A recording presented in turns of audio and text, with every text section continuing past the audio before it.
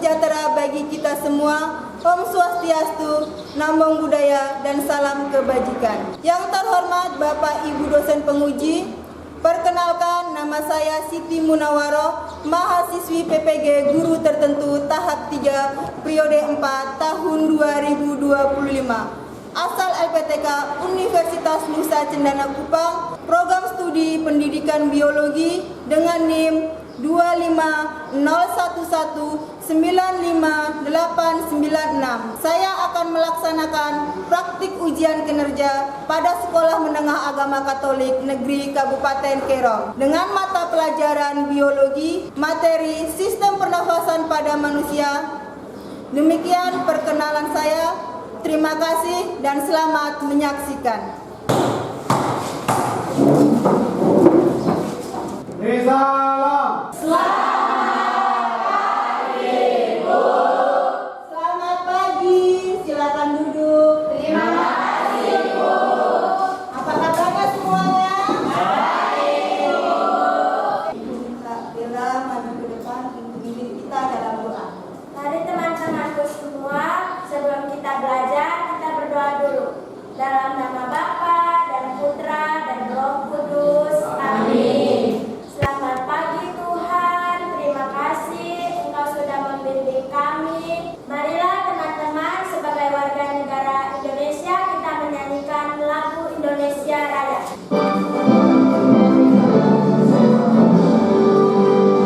Indonesia tanah ibu, tanah tumpah darahku. Oke, sebelum kita lanjut ke pembelajaran kita, Ibu mau cek kehadiran kalian terlebih dahulu. Clara Rumalda, Hadir, Bu. Eoto, Hadir, Bu. Hieronymus. Hadir, Ibu. Masih ingatkah kalian pembelajaran kita sebelumnya? Masih. Pembelajaran kita sebelumnya itu kan kita sudah banyak membahas tentang ada sistem apa, Bencana.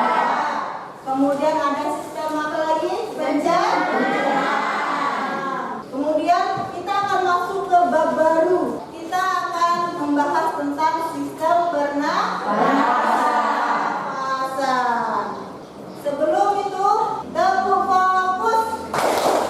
Melihat, mendengar, melihat, fokus. Oke, Ibu lihat sudah mulai fokus semuanya untuk menerima pembelajaran kita hari ini. Sebelum itu, Ibu minta kalian untuk berdiri. Coba kalian rentangkan tangan kalian. Rentangkan tangan kalian, jangan sampai menyentuh tangan. Oke. Kalau sudah rentangkan tangan, coba digoyang-goyangkan. Kalau sudah, coba tarik nafas kalian. Hirup udara ya, hirup udara, kemudian lepaskan.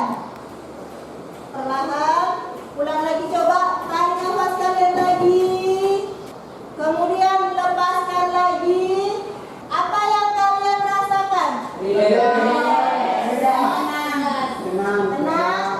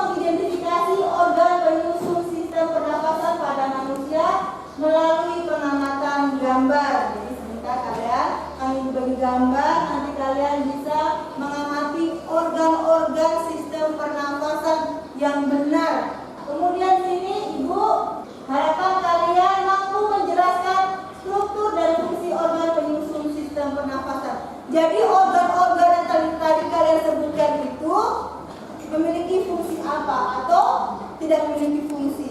Ya. Nanti di situ kita bisa melihat organ-organ itu memiliki fungsi apa. Kemudian di sini mampu menjelaskan urutan proses pernafasan pada manusia melalui pengamatan video. Jadi sebentar ada tayangan video, kalian bisa melihat tentang sistem pernafasan dan kalian bisa melihat bagaimana proses pernafasan itu terjadi. Ada yang mau ditanyakan sebelum kita masuk ke materi? Jelas? Ya, kalian bisa lihat, kalian simak ya benar. Halo teman-teman, pembahasan kita kali ini tentang sistem pernapasan pada manusia, yaitu suatu sistem yang tujuan utamanya menyediakan oksigen untuk proses metabolisme tubuh. Nah, untuk memahami sistem pernapasan secara utuh, kita harus mengenal bagian-bagian dan fungsi dari penyusun sistem pernapasan.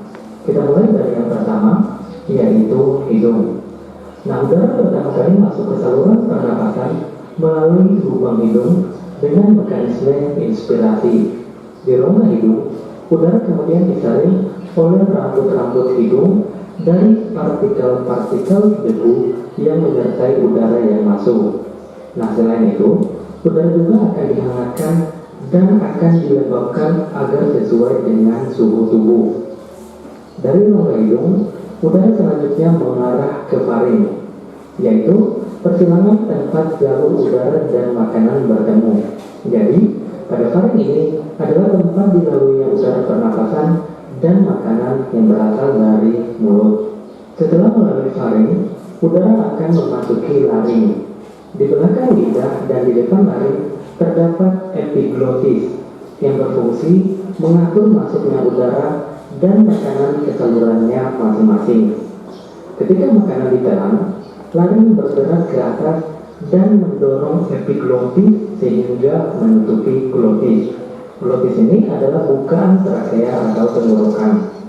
Hal ini memungkinkan makanan menuruni esofagus menuju ke lambung.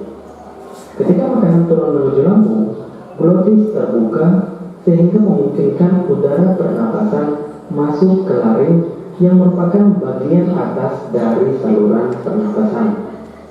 Di laring juga terdapat kotak suara.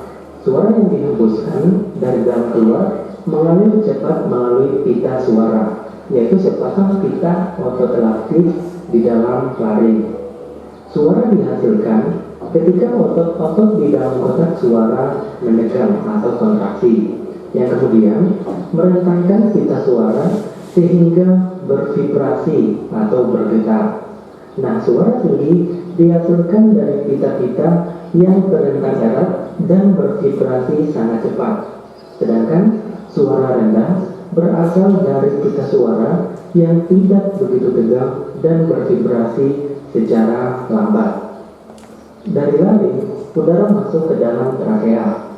Di dinding trakea ini terdapat kartilago atau tulang rawan yang memperkokoh trakea sehingga saluran ini akan tetap terbuka. Selain itu, terdapat epitelium yang melapisi trakea hingga bronkus. Epitelium ini ditutupi oleh silia pada permukaannya dan selapis mukus atau cairan lendir yang tipis. Nah, mukus ini berfungsi untuk memerangkap debu, polen, dan kontaminan-kontaminan kecil lain yang lolos dari rongga hidung. Silia ini berdenyut dan bergerak seperti ombak, menggerakkan mukus ke atas menuju faring. Tempat mukus tersebut akan ditelan atau dibuang dengan sengaja keluar melalui mulut. Proses ini dinamakan eskalator mukus, yaitu proses yang memainkan peran penting dalam membersihkan sistem pernapasan. Dari trakea, selanjutnya terdapat dua cabang yang disebut bronkus. Bronkus ini masing-masing mengarah ke salah satu dari paru-paru. Bronkus bercabang-cabang lagi di dalam paru-paru menjadi saluran-saluran kecil yang disebut bronkiolus. Udara kemudian memasuki alveoli. Kumpulan dari alveoli disebut alveolus, yang merupakan kantung udara di ujung bronkiolus. Oksigen dari udara yang memasuki alveoli akan terlarut di dalam selaput lembab yang melapisi permukaan dalam alveoli dan kemudian akan berdifusi dengan cepat melintasi epitelium ke dalam kapiler darah yang mengelilingi setiap alveoli. Sedangkan dalam arah yang berlawanan, karbon dioksida berdifusi dari kapiler darah melintasi epitelium alveoli dan menuju ke rongga udara untuk dikeluarkan keluar tubuh melalui mekanisme ekspirasi. Oke, sudah? Sudah jelas dengan videonya? Sudah, Bu. Ada yang mau ditanyakan? Ibu, kenapa kalau kita habis makan terus minum air bisa kalau kita tersedak makanannya bisa keluar dari hidung? Ya. Kenapa bisa kita kalau termakan terus tersedak itu makanannya bisa keluar ke hidung? Seperti yang kalian lihat di video tadi, itu kan ada yang namanya epiglotis. Itu dia gunanya untuk membuka tutup apa?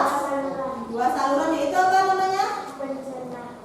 Untuk pencernaan dan pernapasan. Itu kalau saat kalian makan terus kalian berbicara, katut itu akan terbuka, itu menyebabkan kalian tersedak. Akhirnya nanti dia masuk ke hidung. Kalian pernah dengar istilah THT? Telinga, hidung, tenggorokan. Itu dia saling berhubungan. Makanya kita kalau makan tidak boleh sambil berbicara. Karena kalau sambil berbicara nanti katut itu akan terbuka. Kalau syukur-syukur kalau nanti dia keluar lewat hidung. Yang ditakutkan nanti kalau dia masuk ke dalam kita punya paru kan? Paru. Berbahaya kan? Supaya kalian lebih memahami materi ini, setiap kelompok akan bagi satu-satu ya. Satu kelompok. Terima kasih, Bu. Di sini ada lembar LKPD. Ibu harap kalian bisa mengerjakan LKPD yang Ibu berikan. Dan di sini juga ada bacaan tentang materi sistem pernapasan. Ibu kalian lebih paham lagi materi sistem pernapasan. Untuk nama kelompok, kalian bisa menggunakan nama-nama organ sistem pernapasan. Jadi mungkin kelompok 1 mungkin hidung, kelompok 2 paru-paru, kelompok 3 trakea, atau kelompok 4 bronkus atau bronkiolus. Di situ di lembar LKPD kalian bisa lihat ada petunjuk umum. Cermati dan bacalah dengan baik segala instruksi soal pada LKPD. Kemudian dari berbagai sumber kalian bisa refleksi dari berbagai sumber literasi dan gunakan internet untuk memecahkan permasalahan dalam LKPD. Kemudian diskusikan dengan teman sekelompok tentang soal-soal yang akan kalian kerjakan. Kemudian jawablah pertanyaan-pertanyaan dalam LKPD dengan benar. Kemudian tanyakan kepada guru pembimbing jika ada hal-hal yang kurang jelas. Jadi kalau ada yang kurang jelas di LKPD bisa